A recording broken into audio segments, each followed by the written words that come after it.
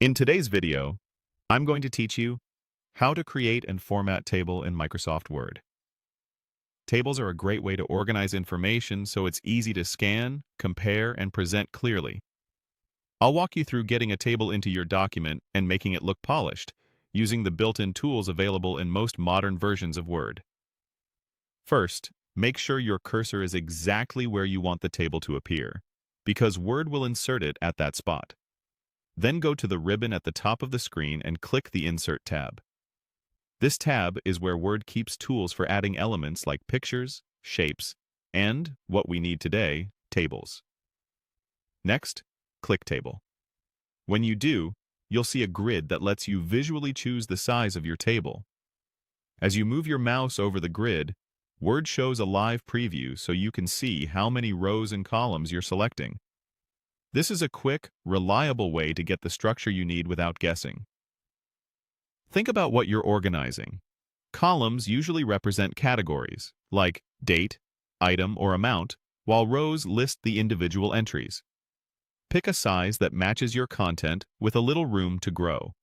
Once you're hovering over the number of columns and rows you want, click to insert the table.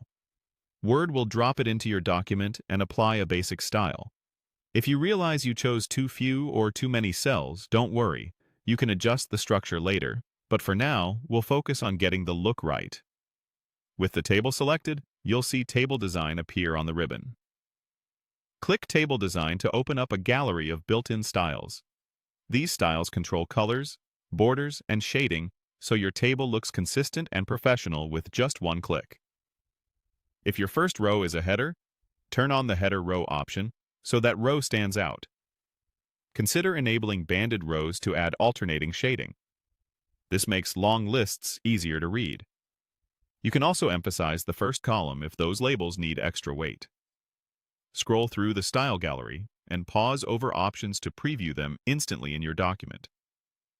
Choose a style that offers good contrast and matches the tone of your document.